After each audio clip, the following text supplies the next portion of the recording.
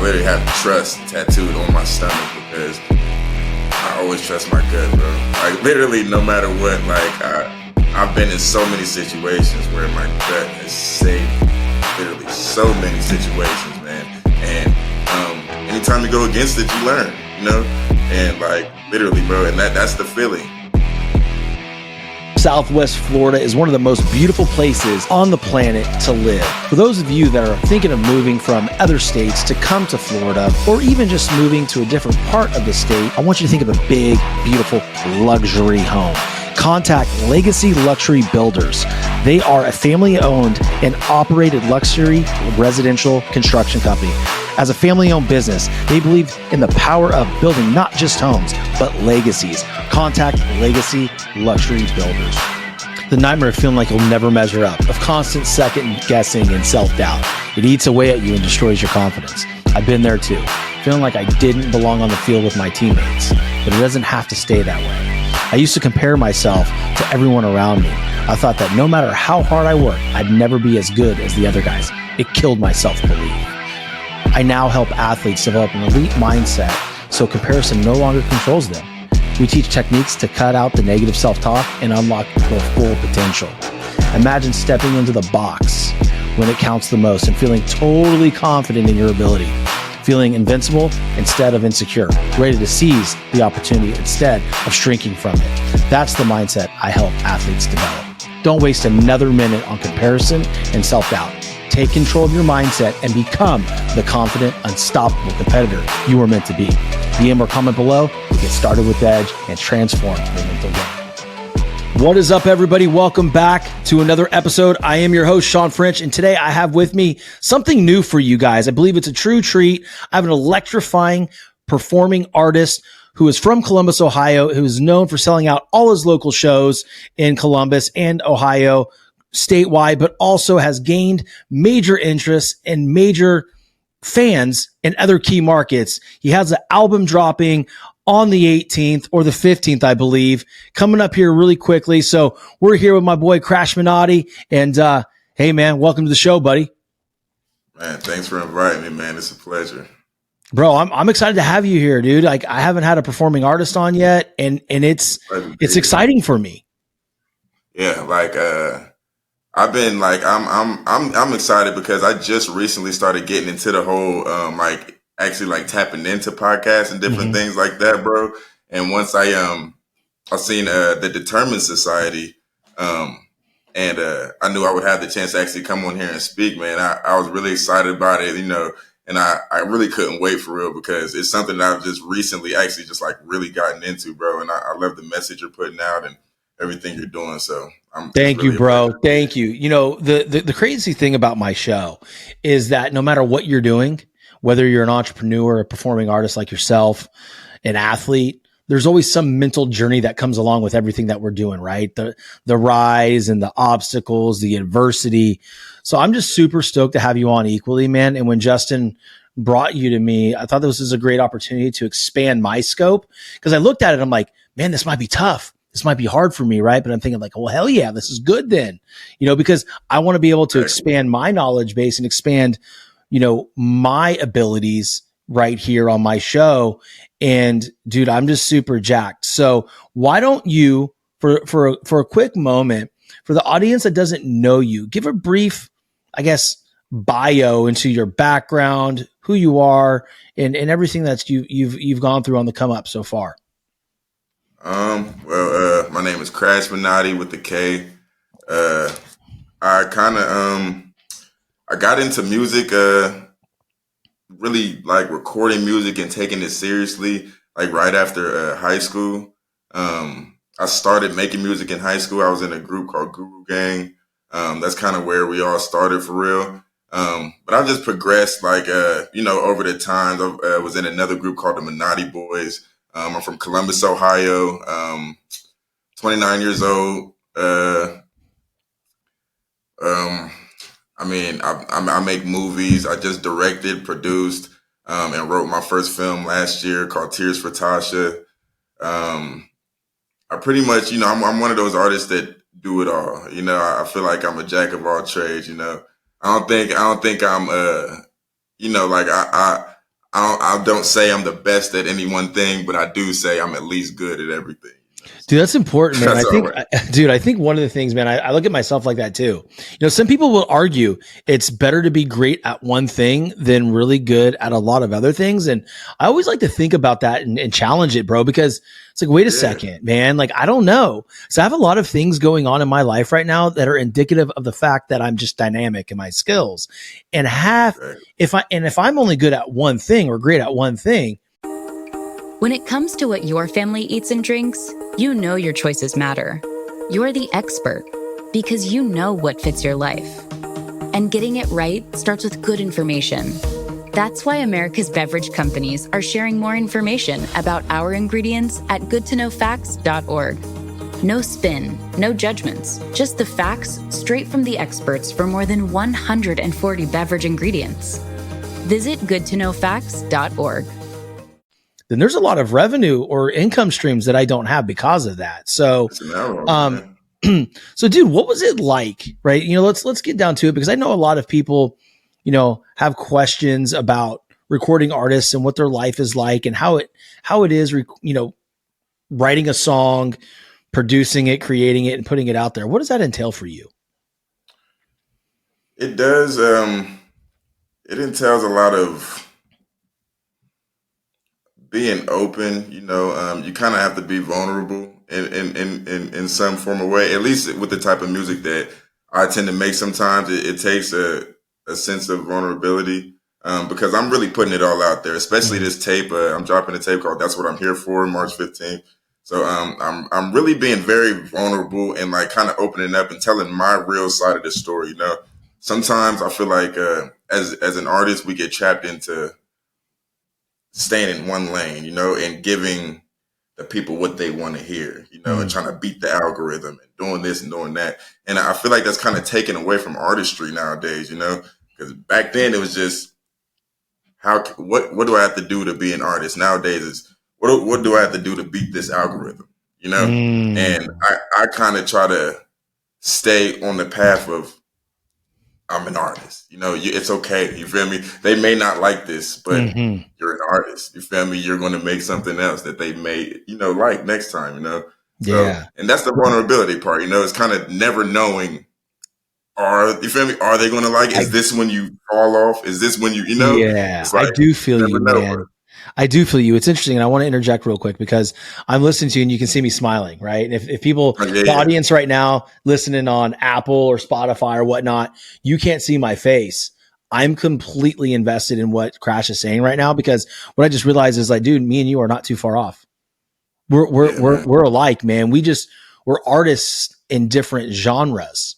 I'm still an artist, right? I mean, I feel that being a show host you have to be an artist, and everything I put out there, I'm sitting there myself and saying, okay, I'm not going to stay in one lane. I'm an eclectic individual. And it took my show a long time to kind of gain that, excuse me, I guess that momentum, because of the fact that I didn't want to chase the clicks. I didn't want to chase the algorithm, and I will never fucking do that. I'm never going to do it. I'm going to be me. And I just want to acknowledge you here on the show early on and say, thank you for your authenticity, because a lot of other artists would sell out. So can you talk to the audience a little bit about that mindset, man? Because that's a tough line to kind of be like, all right, well, am I going to straddle this thing or am I going to hop over on each side? How did you deal with that decision-making process? I mean, and here's what I mean by that.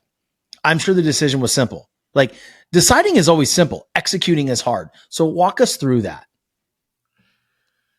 I feel like I'm I can't speak for everyone, but I know like my mindset about this whole thing has what's led to, my happiness in it and being able to stay happy throughout it all, is because I've always been the type of person to believe like everything happens for a reason, So even if this happens, I know it's for a reason. And it's up to me to try to decide, like, what do I learn from that? What am I going to take from this situation to better the next one?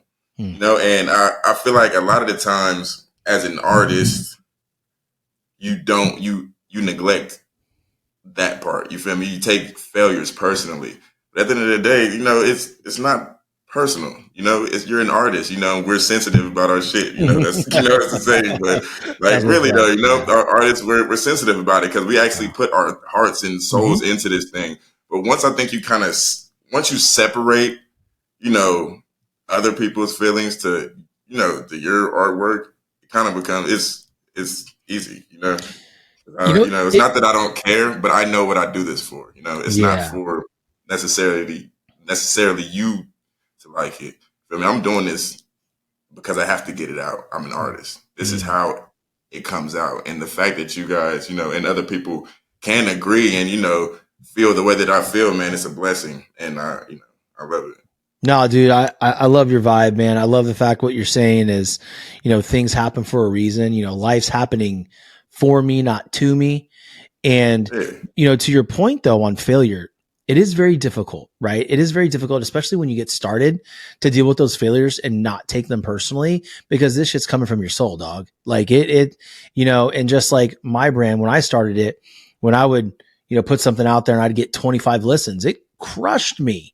It's like, wow, like I know I suck right now, but I don't suck that bad. Like, come on. Like, can I get 60? Can I get 60 listens? Can I get 60 downloads? And, now we're, exponentially, more every single episode. But I think it's just because I stayed the course, man. And a lot of people, will take those failures. And I want to stick on failure right now, right? Because I just feel like there's a negative connotation around failure. Right. And I think we need to continue to bring to light that anything that you're doing in this world, you should be seeking failure first. Right. That's how you learn. It's an opportunity. Just like when you're lifting weights, they say you're not going to grow unless you go to failure. Right. But we all want to make it easy. And so then there's no change in our bodies. Our careers and our artistry is no different. So this is a question that I want to ask you because I think it's going to help people out. And whether, they're listening now and they're a recording artist or they're a business person or businesswoman, when you're starting out early and you're having an exponential amount of failure, how did you personally forge on with the courage and the determination and not allowing maybe some of those limiting beliefs kind of control your actions? You love it.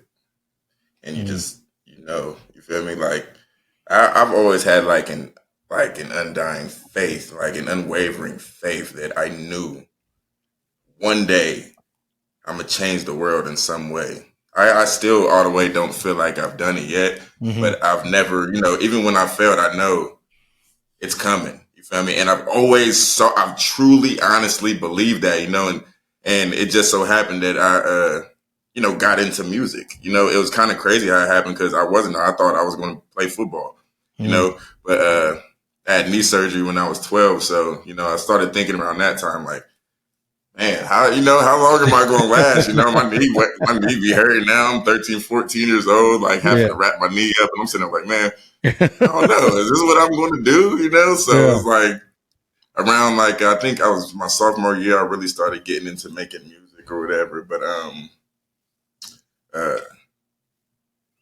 to get back to your question though, where was I at? I started talking about football. No, it was more of like, how did you stay on path when all the failure was coming early, right? Yeah. That was the thing, man. I feel like I've always honestly really believed. You have those moments where you're like, man, do I? Or should I? Maybe I should be doing something else. And that, that's what kind of took me to doing these other things, man. And kind of never really focusing on one thing. I always wanted to be like, okay, well, let me go. I know I'm good at least this too. Let me go try to do this. Let me go make a movie. Let me try to make a singing song.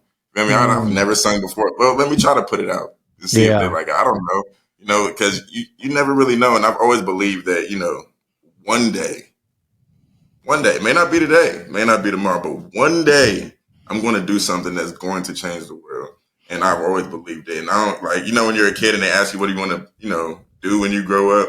I used to be like, it was football for a long time, and then eventually it was just like, change the world. That was what I always used to say, is to change the world.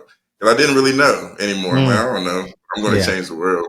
And I believe. That's interesting because, when I was growing up, I was going to be a Major League Baseball player. That's the only thing that I wanted to do. And then when that identity was dead, when that version of Shawn died, I didn't know who I was. I had this big identity crisis. In fact, I'm speaking, I'm doing a TED Talk in about, less than 2 weeks, on the identity crisis of athletes transitioning from sport to the real world. Extremely nervous about it, by the way. I don't know if I have my shit together. I think I do. What I do know, though, is I'm on that stage for a reason. And when I get up there, I'm going to rise to the occasion, period. End of story. The one thing I will say, man, is the whole thing about changing the world, right? There's a lot of people that say it, but then there's a lot of people that take action and, are attempting to do it. You're one of those dudes. I'm one of those dudes. For me, right now where I'm at is I'm not talking about changing the whole world. I want to make a huge impact in athletes and public figures, because what happens is those individuals are viewed upon as good or bad or amazing or GOAT based on their performances, whether they're an actor, actress, celebrity, recording artist, country singer, baseball player. It doesn't matter. I'm on the mission to show people that all of these people are exactly that. They're human beings, right? And what they're doing is just something that they do, right? And I think it's important to talk about that really quickly. Like, I would imagine that who you are outside of artistry. Would that be accurate? Oh yeah, 1,000%. Who? My mom has always told me, like, Krash Minati is one person, but don't forget who Sherrod Pollard is. Exactly, and, man. And that always stuck with me. And like, so I know when Krash Minati is a character. I've been Krash. I got the name in high school, so it's not like I just made it up or anything like that. But like, yeah, it is different. Sometimes when you get too trapped into that, that's kind of how you can separate the failures from, taking them personally. Though, okay, you know what? This is Krash Minati. They like, this is what they want from Krash Minati. Krash Minati has to do these things. Sherrod Pollard has to do these things. Sherrod Pollard has to call mom. You feel me? Because he knows, Sherrod Pollard has to, you feel me, pay bills. Krash Minati might not give a shit about anything. You feel me? That's Krash Minati. But, you have to be able to separate those. That's a good point. I think people just in general want to do big things in the world, right? Because I think that it's innate in us. Like, we know we're here for something bigger, right? Do you remember that moment, that exact moment when you were destined to do more than what you were currently doing? And if so, can you talk about it a little bit? The exact moment I was destined to do more than I was currently doing, I honestly don't think it was one exact moment.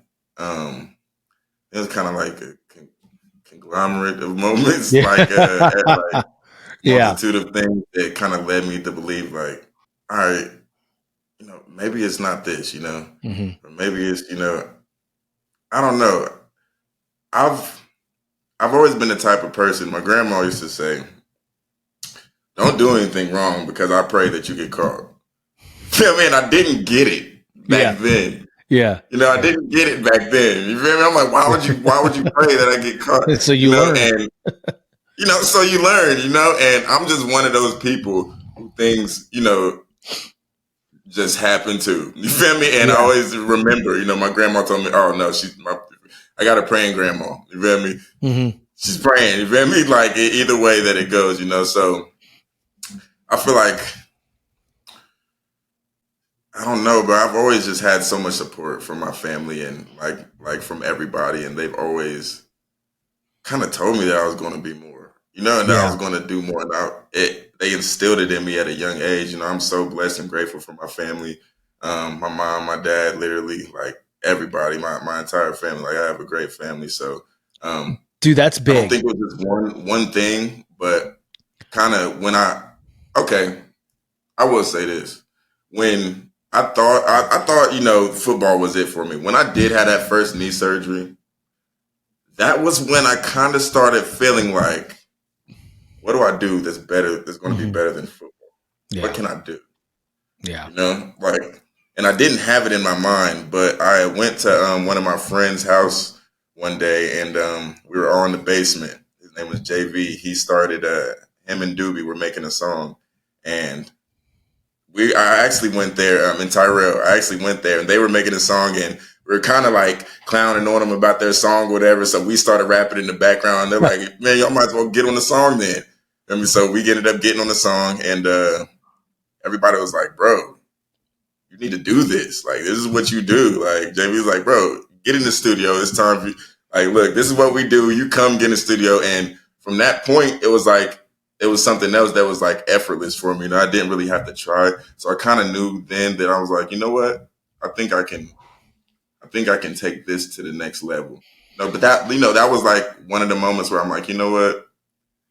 I can do this, you know, kind That's of the what I'm moment. trying. So, That's the yeah, moment. that was, you know, See, I guys, can you do this. guys listen, and I pulled that shit out of him. He didn't want to go. He went there. He found it, you know, and it's important, right? When your boys said that, like, you got to do this, did you immediately subscribe to the thought, or did you fight it a little bit? But you kind of cut out for a minute. The thought of what? Did you immediately go all in when they were saying, like, hey, you should do this, or did you think about it and try to talk yourself out of it? Um, well, these are my friends. You know, they were my homies. So like, I was gonna be around them like somewhere anyway. So I don't know. Like, it kind of built like a camaraderie. So it wasn't hard for me. You know, like, and I, you know, I trusted their opinion. So when they say like, "Yo, you're snapping," Yeah. that's something that made me feel good. All right, I'm coming back. So it wasn't really hard for me. And then my brother Ivy, he used to tell me all the time, like, "Yo, you're different. You know, like you need to do this." That's important, man, to have that level of trust and vulnerability in the people in your circle, whether it's your parents, your grandma, your boys, girlfriend, or whatever. It doesn't matter. Right. If you can sit there and trust what they're saying and knowing, like, okay, it's on, like, that person would never lie to me. For me, my person that does that for me is my wife. If I'm doing something and I'm like, hey, is this good? Is this, yeah, it's good. No. Let me reframe it. Is it me? Like, do I do this? Like, is this great? Because I'm not putting anything out there that's not great. At least have some substance to where it can help somebody. I don't do mindless bullshit, right? Yeah, And she's that person to me, is just like, hey, this is fantastic. Continue to move forward, right? Or if she says, like, don't know if you want to go there, then I'll listen. I'm like, okay, cool, right? Because she knows me you need best. that.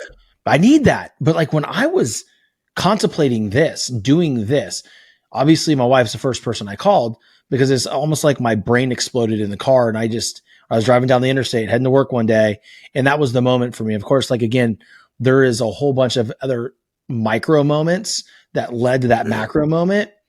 But I said, hey, this is what I'm thinking.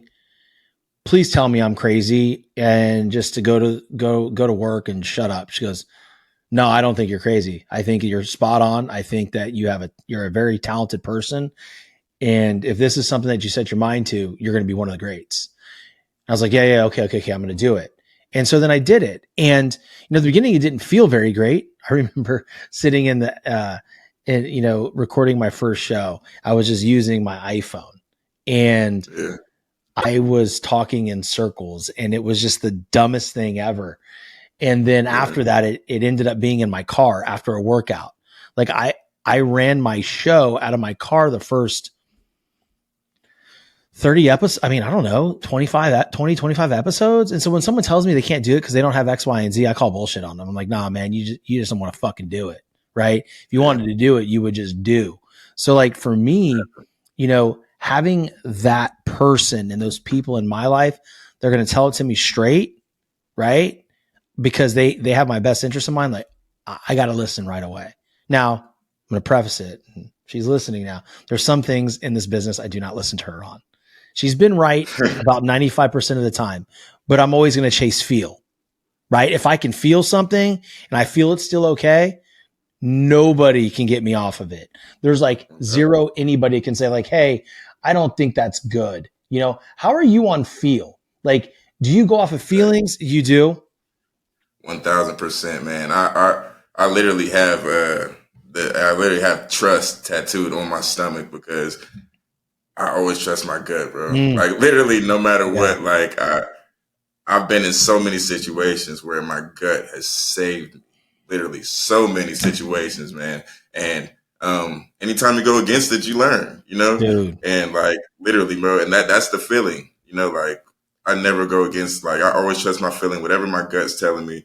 You know, and it could be just the most random things, bro. Like I've walked into studios before, and I'm just like, I don't feel like recording here. And I walk out, you know, and then I just find out something would happen later on or anything, you know? Yeah. And like, I've just learned over time, bro. Like, I'm 29 now, and I realize that when you do not trust your gut, you know, you learn, you know? Well, dude, Learn. they call it your second brain for a reason. Like there's some type, I'm not a scientist, I'm not a biologist, but I know there's a reason they say trust your gut. That's your intuition. Like that is your second brain. It's strange to me. I should probably dig down. I should probably find an expert on that and have them on the show because, I mean, everybody says trust your gut, but nobody understands why. And I'm going to tell you, like, when I feel something, when I'm thinking about something, and I feel like this weird warm feeling, like I don't do it. You know what I'm talking about, right? It's Intuition, bro. Yeah. dude, and you can feel it physically. Literally. It's Literally. crazy to me, man. It's crazy. That's like it's our natural defense mechanism or something, you know, like Bro. somehow like it's some type of way, but we're made up of, you know, like atoms, you feel me? That like we're moving particles just like we are, like how the world is the same, like that's what we are, you know? So it's like every vibe, every motion, every like literally we're made up of mostly water or whatever they say, you know? So it's like the feeling of waves are real. They really move throughout the air. You know, I'm no scientist or anything either, you know, so I'm just, I that's feel how you, I bro. perceive them Yeah. and how I like, you know, measurements of my, you know, my way of knowing what it means, you know, Yeah. But like literally the waves are real. Like we can't see them, but they're real. You Energy, know, like, bro. It's a frequency. it's the energy. Like that's why music makes you feel certain ways. Yep. You know, people tell me all the time, like, oh, your voice just makes me feel some type of way. Like it's a certain decibel, you know, once you reach a certain decibel, it gives you a certain feeling, you know? Bro, I'm not going to lie, dog. I have to interrupt you. Like people are going to go crazy because we both have phenomenal voices. To the audience, I apologize to you because we're putting you through some shit right now because these are some two good voice dudes right here. So my bad. Yeah, my bad. bro. Yeah, you know, them poor people listening right now. They don't know what to do. Man. All the vibes, bro. All the energy. All the vibes, bro. My all the bad, vibes, dude. I didn't mean to interrupt. Nah, you're good, bro. Literally. Your voice is beautiful. Yours too, man. I absolutely love it. Like I wasn't joking when we talked the first time. I want you to do a song for my show. I got you. Literally, I'm doing it after we get off today. Like, bro, like hype, like, dude, I can't wait. I can't wait. I booked a couple hours extra after we get off here, so I got you. I'm gonna knock it out. Bro, that'd be sick, man. That'd be sick. I'd be grateful and blessed. I wanna ask you, questions I wanted to ask you. So I want you to, we're coming down towards the back, 18, 20 minutes of the show before we land the plane here. And I want to talk about, that's what I'm here for, right? I want to hear about the album. You're dropping it on the 15th, right? And that's why we're, wanting to get this out there quick. I want this out here so people can, go and see the relevance and snag that thing. Talk to me about the process of this album and what you're most proud of and, maybe some of the adversities that you went through in creating it. Well, this entire album is kind of like, I was signed to a label for the past 7 years. This is actually the first project that I've released, that isn't under that label. Of course there's been like hardships and things going on that, like the fans and the supporters, we just haven't put out there and let them know about. But, I just started, No Breaks Records. So this is the first time I feel like people are actually getting to know what I've been going through personally, like my side of the story.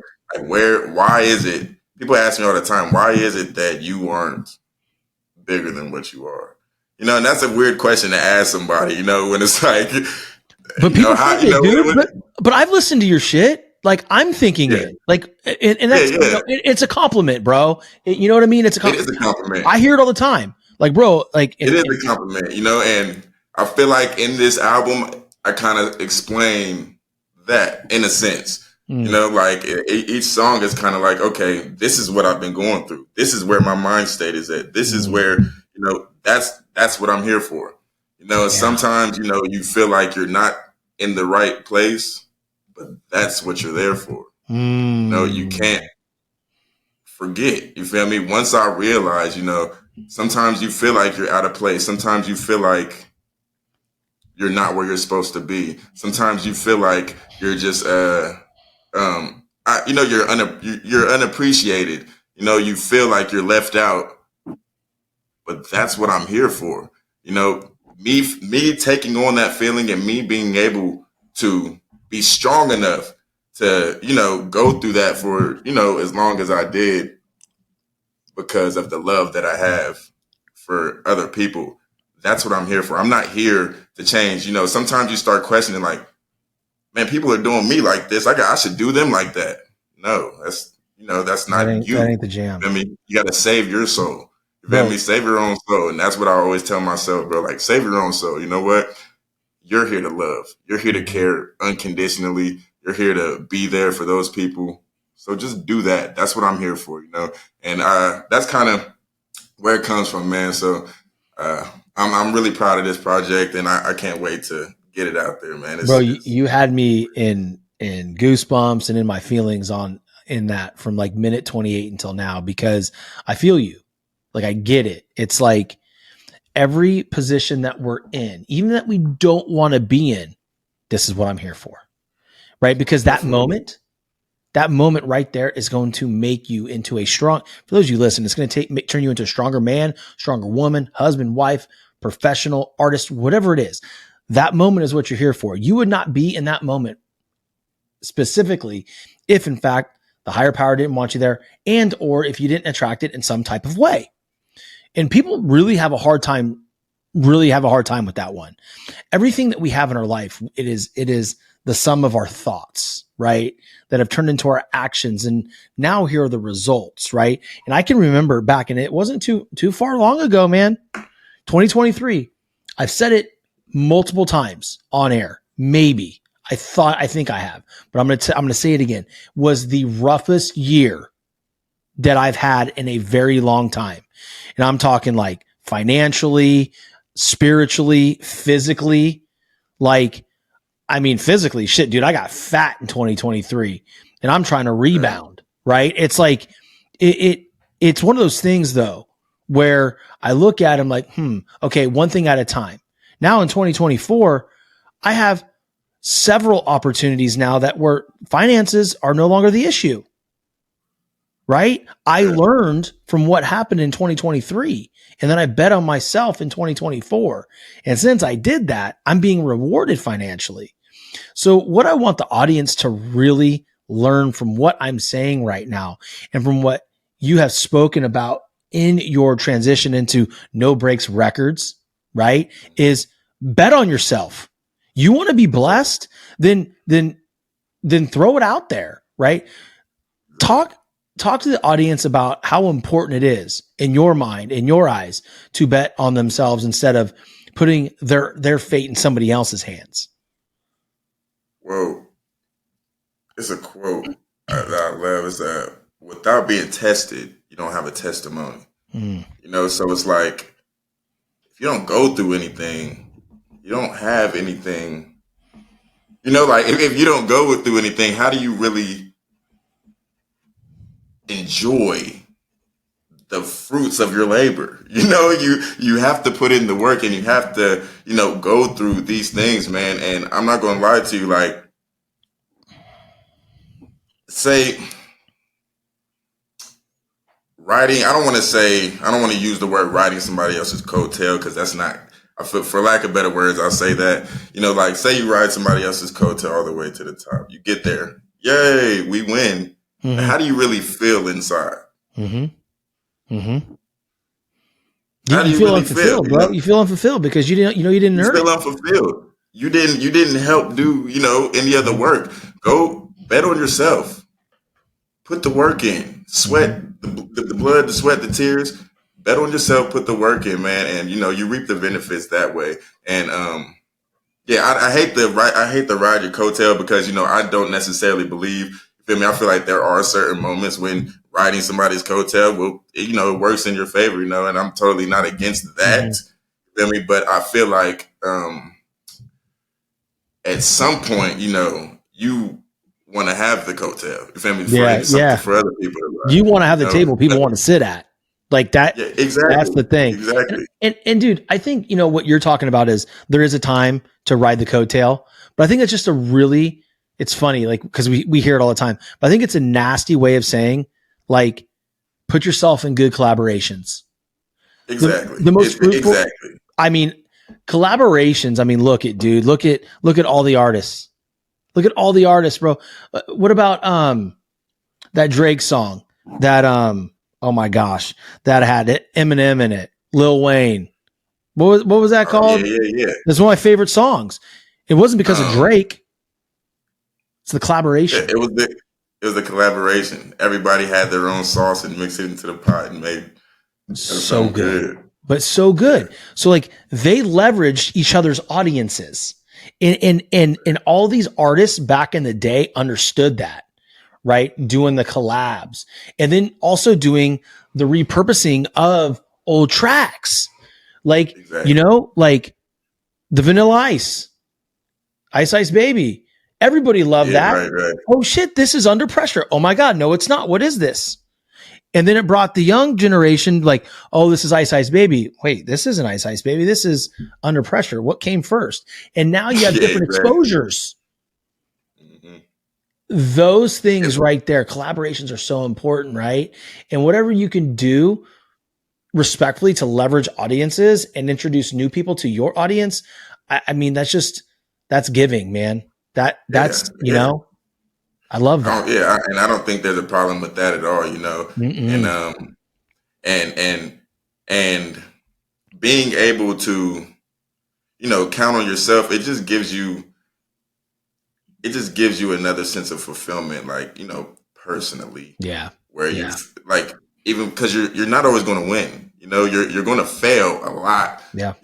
So, just going through those failures, like, without the sunshine, there's no rain. Without the rain, there's no sunshine. Like you need both. And I kind of feel like betting on yourself is just, you just take everything, the wins, the losses. It's more fulfilling at the end of the day. You win, you lose anyway. You might as well take them personally. Yeah. It's so funny because like, and then we'll land the plane here. Excuse me. I think it's, when people come up or want to come up, they want to skip the part where it hurts. They want to skip the blood, the sweat, the tears.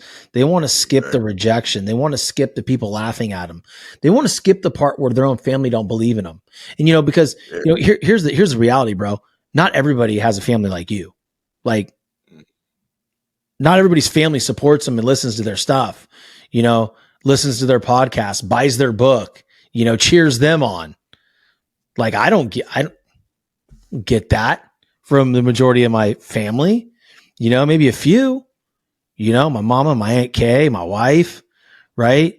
But like, that's a thing, man. Like that, you can't skip that part. You can't. That ties into what you're saying. You can't have, because I mean that's kind of how you learn who should be there and who should. Mm-hmm. Like you got your day ones, your day twos, and then your day threes. It's like, you got to know how to separate those. You feel me? Yeah. Like the day threes are the people who you grow with. Yeah. You feel me? Those are the people who you realize, okay, I have a lot in common with this person because we're doing positive things together. We're growing together. Yeah. And the day ones are the people who you were born around and that you can't really separate from. Mm-hmm. You feel me? But now it's like don't fit together no more. So, they're upset at you because they feel like, but you create your own tribe. You do. And it's funny. Yeah. When you grow or ascend to a certain point, you start to offend people. Yeah. And I mean, you're going to lose people, man. In your homies that are still there, like my best friend, Quinn Stewart, still here to this day. Ryan Patterson, all my dudes that I played ball with at LSU, Justin Higgins from when I was a kid, 11 years old, I mean, I know they're never leaving. Right. My guy, Dan, right. I can, if I'm missing people and you guys are listening, I'm sorry. If you have to sit there and say, he didn't mention me, trust me, I'm thinking about you. I love you. All right. But for the sake of the show, I can't keep naming people off, but like, those are the people when I'm the biggest sports media brand on the freaking planet, they're coming. Like, those are my people I'm bringing in to work with me, and they ain't ever got to worry about anything. Doesn't matter what the qualifications are. We're going to find something, right? You take care of your people. You know what I mean?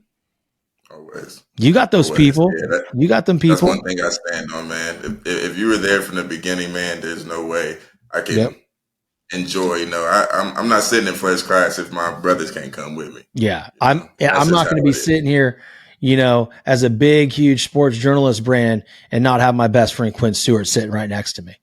There's no world that exists in, to a point where I was sitting with one of my athletes this weekend and we were having dinner. And he says to me, I had homework last night. I mentioned you in my paper. I said, what? I said, damn. I was like, what was it about? He's like, well, coming from, being an athlete, there's like certain brands that I would love to collab with. I'm like, oh, well, shoot, man, when it's time, you don't even have to ask. Like, that's my day one athlete. He was my first athlete I started working with, and that's my guy. Like, if he needs something and I can provide it, I'm going to, right? But we have those people in our lives, right?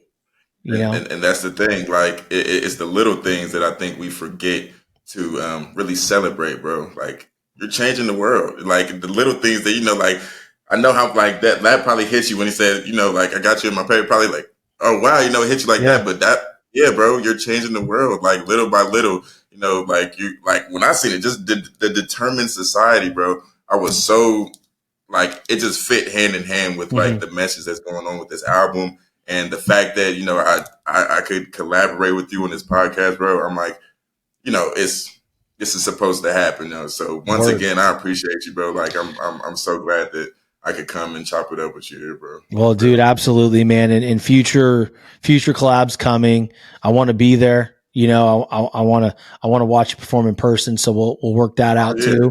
Tickets for you, bro.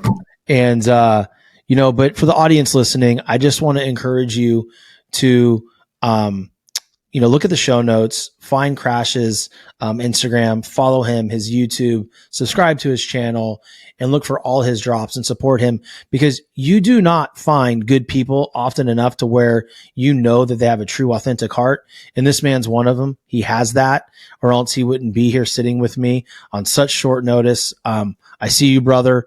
I can see us becoming really good friends. And ladies and gentlemen, please, please, please, once again, share this episode with somebody that love, and trust, and tag us in social media. And I want you to remember one thing that Krash said, and then as you move on into your day, just bet on yourself. Just whatever it is, know that where you're at, you're there for a reason, and bet on you and move forward so you can go win quicker. Krash, I appreciate you, bro, to the end of the world, man. And I cannot wait to see everything that you do in the future, buddy. Thanks again, bro. I know we'll definitely have to do this again for sure. You know it, bro. We know it. Have you on my podcast next time. Come on, man. I'm there, bro. I'm there. All right, guys. Well, hey, until next time, follow the show, share it, leave a written review, and until next time, be determined and go chase your dreams. Peace. Southwest Florida is one of the most beautiful places on the planet to live. For those of you that are thinking of moving from other states to come to Florida, or even just moving to a different part of the state, I want you to think of a big, beautiful luxury home. Contact Legacy Luxury Builders. They are a family-owned and operated luxury residential construction company. As a family-owned business, they believe in the power of building not just homes, but legacies. Contact Legacy Luxury Builders. The nightmare of feeling like you'll never measure up, of constant second guessing and self-doubt. It eats away at you and destroys your confidence. I've been there too, feeling like I didn't belong on the field with my teammates, but it doesn't have to stay that way. I used to compare myself to everyone around me. I thought that no matter how hard I worked, I'd never be as good as the other guys. It killed my self-belief. I now help athletes develop an elite mindset so comparison no longer controls them. We teach techniques to cut out the negative self-talk and unlock their full potential. Imagine stepping into the box when it counts the most and feeling totally confident in your ability, feeling invincible instead of insecure, ready to seize the opportunity instead of shrinking from it. That's the mindset I help athletes develop. Don't waste another minute on comparison and self-doubt. Take control of your mindset and become the confident, unstoppable competitor you are meant to be. DM or comment below to get started with Edge and transform your mental